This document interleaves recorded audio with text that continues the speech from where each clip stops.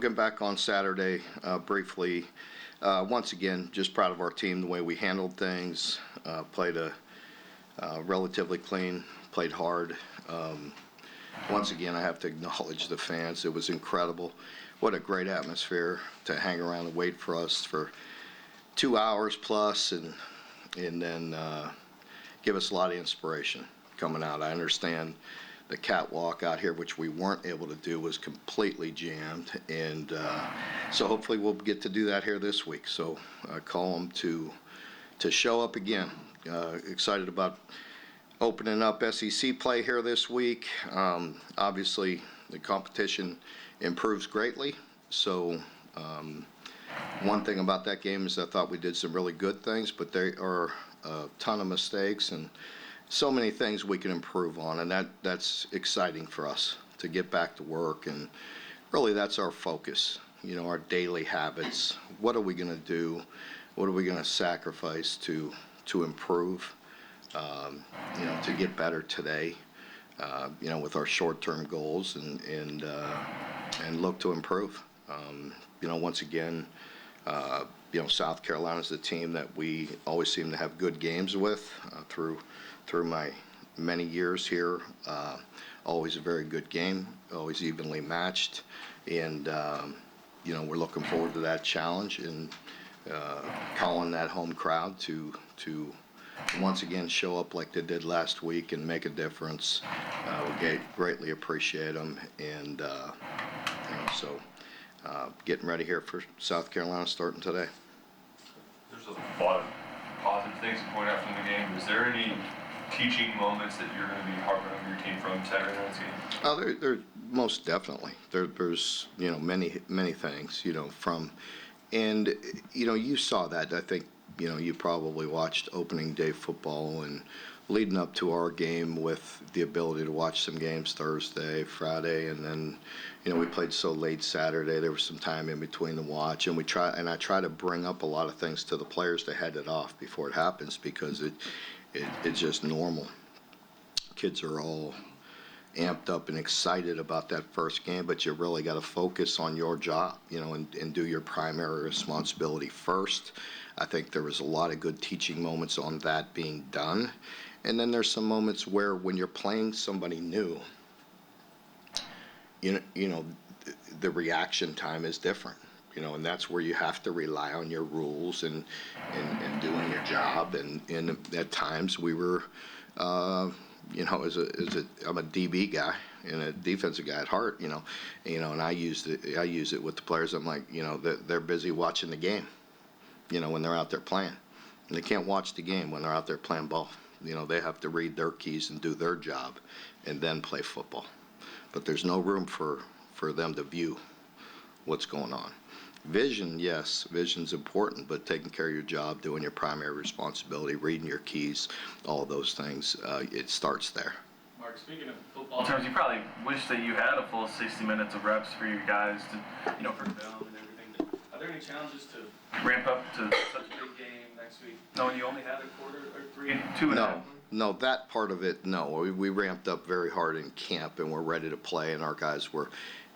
I do think you have to understand in game one, as we talk about last week, I talked about it in here Monday last week, of them controlling their emotions, controlling their breathing, controlling all that. That was a challenge when you tee off 2 hours plus, you know, after you're supposed to, and then they get out there, but we did have long drives. We were pushed. I mean, our guys are in good shape. That part of it I'm not worried about, but to the beginning part of your question, yeah, it does bother me that we didn't get a lot of reps for some guys that we could have gotten some reps. You know, there's some players that worked extremely hard that we wanted to see in a game-like situation. We have a big lead, and you know, so that part of it, you know, is disappointing. I also think, you know, for you know, the offense, you know, getting in rhythm, you know, as I mentioned post game, you know, 16 first downs at half, you know, and we had one possession, I think, in the second half, you know, 18 first downs. I mean, you know, I would have loved to have seen us continue to move the ball and, you know, get some yards and get some plays in and getting, you know, try to continue to build on the rhythm that I thought we found in the second quarter. But it is what it is. Mark, you all had a massive field position advantage in that game when you kind of look at the draft chart. Special teams, just what did you see from that group when you Yeah, the special teams were really solid, really good. We got to continue to improve, continue to build on that, but they were really solid. We knew, we knew that there was probably no chance that they'd kick the ball to Barry on. You know what I mean? So we were very prepared for some short kicks, and you could see we exploited that with the big return. On the opening kickoff return. So Willie had a nice return there. We would work that. We expected some form of a short kick, squib, pooch, whatever. But we didn't feel like in any way they were going to kick the ball to Barry on. Mark, gave a couple long third downs in that first, or I guess it's the second defensive drive, but you didn't give up any more third down conversions after that. What happened with the team? It just goes to, the point I was making earlier, just seeing different plays, vision, just being amped up, and just, you got to play with clean vision, clean eyes, and, do your job, and guys are getting a little antsy, running themselves out of position, but we just executed better, bottom line, executed better, mixed it up, and, we got to continue to do that. Sometimes, for Coach White and for any defense, I mean, it is what it is. Maybe you're going to be in man, maybe you're going to be 5, maybe you're going to bring 6, but you got to win some one-on-ones as well. Mark, it looked like as the game moved along, the offensive line was really getting into a good rhythm in the run game in particular. I agree. I thought, the coaches did a nice job of just mixing it up and mixing up the run game, hitting them with the perimeter stuff, stretching them out, hitting it downhill. Just a good mixture. Mark, you all have talked about Jason Patterson since the spring, the one series you got doing really good out there. Just what about him made him able to seize that, a slot rotation as a freshman? I think we've seen that since then. I think, just the opportunity he had in the spring to get a lot of reps, and he made the most of it. He's one of those guys that's, he's pretty serious. He's locked in on his daily goals, and he works hard daily. Kind of puts his head down, keeps his mouth shut, and works hard. And he's worried about just getting better. And I don't mean that in any selfish way. He just wants to help the team and wants to get better, and I love that attitude. What sort of challenges does Lenore Sellers present to defense? Yeah, he's a dual threat guy. He's big, he's strong. He can throw the heck out of the ball down the field. You saw that. So you see the arm talent. So I think a very good football player that is going to get better with every snap he takes, every game, every rep. He'll improve. And but very good. Physical guy with a lot of attributes. He could run, he could throw. He seems like a very mature young man. So, obviously everything you read and see about him, takes the game very serious and works very hard at it. Mark, I think against ODU, South Carolina edge rushers were responsible for 6 tackles for loss and 4 forced fumbles. Yeah. What's the key to getting those guys blocked? Yeah, they have a really good combination with 5 and 6, so you can see them both out there. You can't miss them. You may get the numbers confused because they both play. They're one's a very mature, older player that's an impact player in Kennard, and then with Dylan Stewart, the 5-star freshman, big time player, very disruptive. Those guys are. They're just very good players. They're athletic. They get off on the football. They attack. But they also have a nice feel. When they tried to bait them upfield and run some draws and things of that nature, they read it well and retraced well. So they're good football players. Mark, watching the game back, I was pretty impressed with Jack Burton. Looked like he had one of his better games there. What did you see from him and just the growth he made this offseason? Yeah, he did good. He's getting better. He's going to be pushed, by Coach Wolf and all of us. And again, I think he's growing. There's still a player too that he needs to finish better. And we had a couple opportunities had he finished, cleaner. But a lot of guys. There's a lot of guys that I could say that about that we're striving for improvement and but he's certainly getting better. Okay. As you mentioned, the games with South Carolina have been evenly matched. Last year, that loss down there, as I said after the game, one of the more frustrating losses you had. Do you bring that up with the team this year, or is it new team, new year? It's always new team, new year. You've heard me say that 100 times. You know what I mean? Whether it was dealing with bad streaks, good streaks, you name it. Every year is a new year. I think. With that being said, you always try to learn, you know what I mean, from teams you play, maybe things that pop up, things that have happened. We're always going to try to learn and, grow from mistakes or things that have happened, things of that nature. But you mentioned that the games have been closer.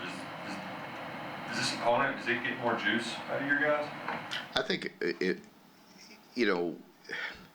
I don't know. Is juice overrated? We need to be prepared. We need to be prepared. And our guys said after a 2-hour, 20-minute delay last week, they had juice. But it's really about going out and executing and playing. So I think the fact that it's a conference game this early definitely amps things up a little bit. What did you think of your offensive operation as far as getting the tempo you wanted to get? Well, I think you saw that, with plays. We had a good number of plays, and again, how many times have you heard me say you're going to distribute the football if you get first downs? We want explosive plays. I think we found a nice mixture. We created some explosives, but we also moved the ball. And the tempo in the operation was better. Wasn't perfect, by any stretch. We've got to clean up some things with just, formationally and all the different nuances. There is quite a bit that goes on pre-snap with our offense. And Coach Bush talks about that constantly, that we have to win the pre-snap because there's a lot going on with formations, motions, shifts, and then executing. Because if you can do that effectively, it puts some pressure on some guys. You don't think you had any false starts? I don't think we had any false starts. I did have to burn two timeouts. So that I went into the game saying, hey, I will burn the timeouts. I wasn't panicking about that. If something wasn't perfect, let's just call timeout, regroup, and get them settled in. Because again, there's a lot going on, and I think I like where we're headed. We have some more work to do. Brock Vandegrift, obviously in his first college start, a lot of things that could have gone wrong with the delay didn't. Obviously, an early turnover. But his ability to settle in and really make plays with his feet, the vision that he seems to have downfield, what kind of a weapon is that going into the season? Because it seems like it's something we haven't had, except for Will, really, when he was here a couple years ago and fully healthy. Yeah, I agree. I think he made very good decisions. I thought Brock, as I mentioned post game, I thought he played like I thought he would play, and I had a lot of confidence in him going into the game. And I think he delivered. Does that mean he played perfect or anything like that? No. He knows. He'll be the first to admit that there's things that we need to improve on. But I thought his pocket awareness was very good. I thought, in practice, that's hard to simulate all of that all the time. But the fact that he could step up, and scramble when he had to, buy time to throw the ball. Throw in rhythm and on time. He did all those things. And, he's not going to be perfect. No quarterback is with all that decision making. There's a lot that goes on. There's a lot they're reading, and then they have to feel all that pressure. As you just mentioned, we're certainly going to not be as comfortable this week with South Carolina's defensive front and the way they could, pressure the quarterback. So we got to make sure we have a very good plan for that. He played very good. It was good to see. I thought he played like a confident quarterback. He didn't seem like a first-year starter. So hopefully he can continue to improve on that. Coach, the defense was able to force a couple turnovers and get some sacks, and it's kind of led to some saying that this might be one of the better groups you've had. What about this group is different to maybe some of the better defenses you've had? I don't know. That's to be determined. I'm not ready to anoint them yet, on any of that.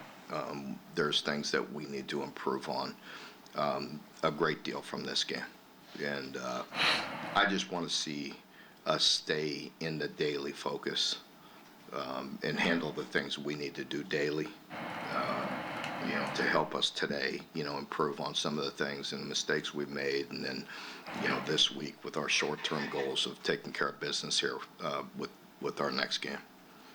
Mark, I think the fans were really excited about Bush, especially that one series where you took, I think it was three straight deep shots. I don't know how many times in your tenure you'd be comfortable with a guy, calling three straight shots, but you seem to be comfortable with Bush. And how is that working out? In our staff meeting yesterday, I pointed that out to him too. I told him I loved it. I loved the way he attacked it and went at it, that's not always going to happen or anything like that. But, you have to mix things up. You have to. We went into it, we understood, their defensive philosophy.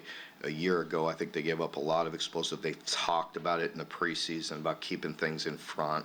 So we went into it with a mindset of hitting some intermediate stuff and, and working those chains, as I mentioned. And then when we had our shots, hit them.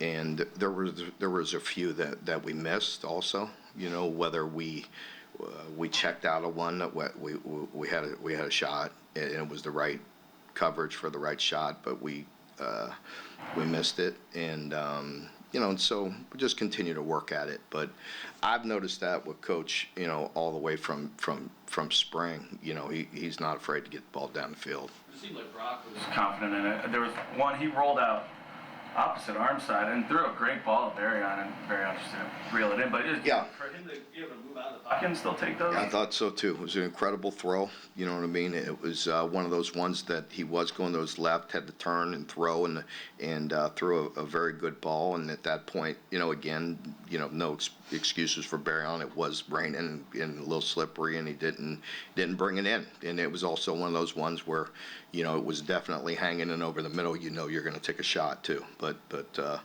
we'll get the next one. Mark, I was looking at some numbers here for Alex Rayner. Dating back to the beginning of the 22 season, he's made 29 of the last 32 field goals. I guess, has he been even better than that? Are you trying to jinx him? No, I'm just saying. Has he been maybe even better than maybe what you thought when you got caught? No, he's a very good player. I mean, it's probably fair to say he's a little more consistent. And I had an expectation when he came in he was a good kicker. And he's done that. Yeah.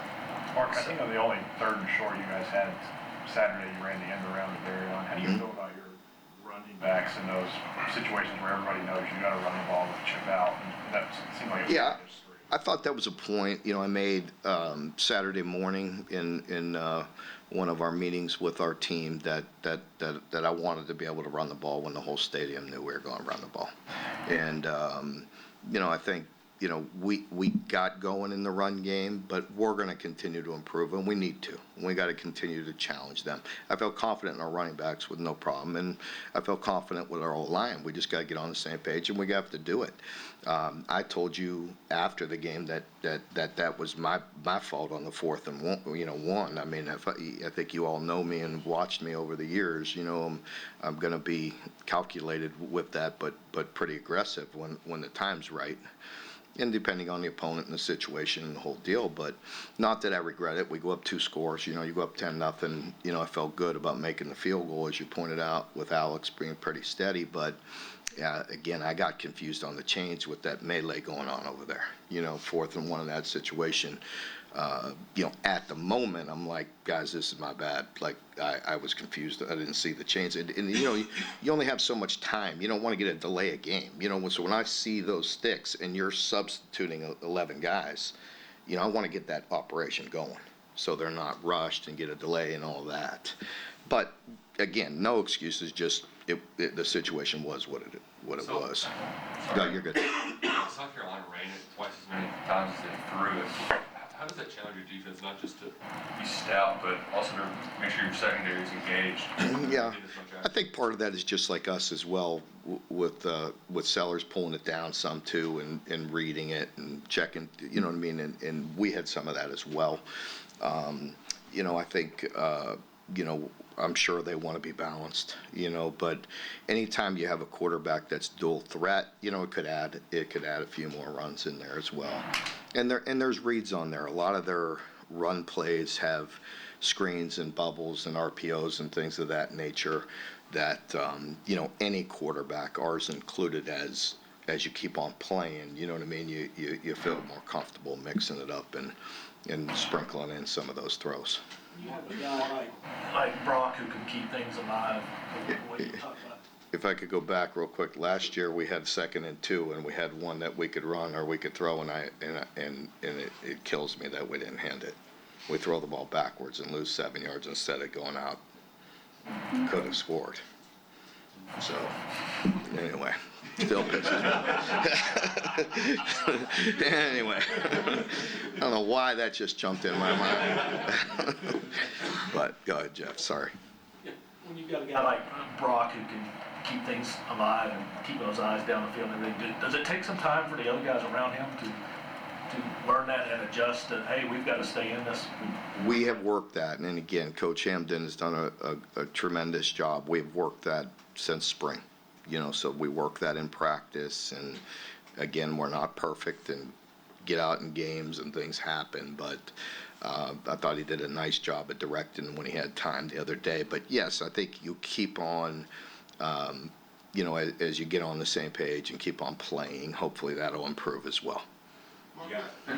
With Brock, I guess with your previous transfer quarterbacks who've come in here have all had a measure of experience starting. What was that transition different, or how different was it with Brock, and how did you kind of get him prepared for Saturday? Well, if you think about it, when we took Will, he hadn't thrown, very many. Matter of fact, I don't know.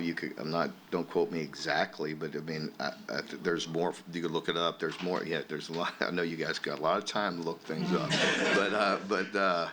but I could argue that there was probably more film on Brock than there was Will Levis. Of seeing what we were looking at. So, but. To your point, we did put a lot of faith and confidence in Brock because we believed in him, and what we did see on film we liked. Again, I go back to he's coming from a program, how well coached he was, and how complex they are. With playing Georgia, they're not just good players; they're very well coached. And so when we were taking somebody like Brock from there, who was their backup, you saw his operation, you saw the way he was coached, you saw the way he played in high school, you felt pretty good about it. Did you see any signs of a Stetson or Carson in him? I can't get any comparison like that. You know what I mean? I just looked at him and had confidence in him. How much of the fact that he was a coach's son? A lot, definitely. Speaking as a coach's son. Yeah, definitely had a lot to do with it. Greg, his father has, is a tough guy and a high school coach, and definitely instilled that in Brock, and he's wired right. There's no doubt about that. Mark, speaking of time to look things out, I think in the last 3 Kentucky South Carolina games, UK's turned the ball over 8 times, and South Carolina's turned it over twice. What's the key to turning that around? Well, again, I mean, that's a stat that you have time to go look at. I mean, I've watched the games, and I will say, starting with last week, I mean, turnover margin is big in every game, especially evenly matched, games. So, that's always a factor and always important to us. I know JQ had the one interception, but specifically, how did those corners opposite Max kind of play in that first game with DJ out? Yeah, DJ, we're trying to get DJ back healthy. I think that could help us bring some depth. And we wanted to get Nasir. Nasir was about to go in and get some reps as well, and I would like to have seen that. But JQ did a nice job, and Jansen Dunn is a guy that we could play inside a little bit nickel, but also at corner, and is coming along. So both guys, I think, will get better as they continue to get some reps under their belt. Alex Safari really looked like he was the disruptor, moving up forward, playing in the linebacker spot, 2 tackles for loss. How has his progression really helped change the overall defensive team speed, which looked really good on Saturday? I thought those guys popped as well. I thought the top 4 linebackers inside really played well. D-Jack, on the interception, really made that interception. He always, he's a steady guy. He's played a lot for us. DeMoss Johnson always, plays well. I think you see him turn it, when the game comes on, he could turn it up another notch. He packs a big punch. With Rayner, you see him always he has good instincts and is very fast, very sudden. And, I thought Alex also showed up, and there's things he could be better at. It's his first time really playing in there. And again, he could play a little inside, a little outside, but he definitely showed some pop, or some athleticism, some suddenness, and I think he's going to get better and better. All right, folks. I'm sorry, somebody. Trayvon Rick, like he had a good game. What did you see from him in camp, and what did you see? I thought Trayvon had a very good game. He's a guy that has played a lot of football for us. I'd like to see him take another step, and I thought this first game showed that.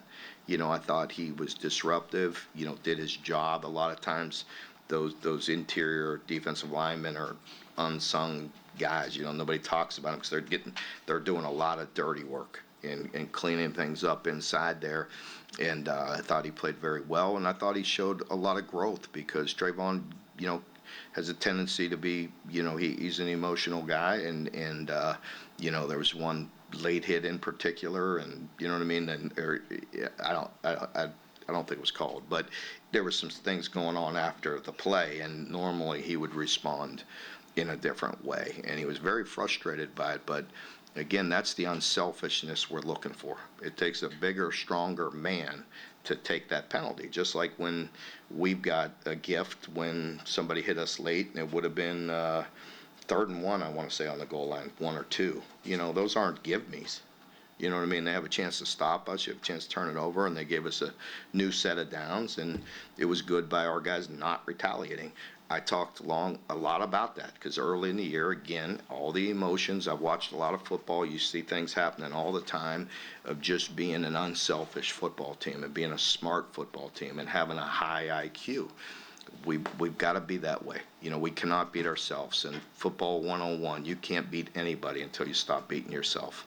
And I try to beat that into our guys' heads. And, it's hard in today's world to be extremely unselfish and play for everybody else. But I think we have a really good group.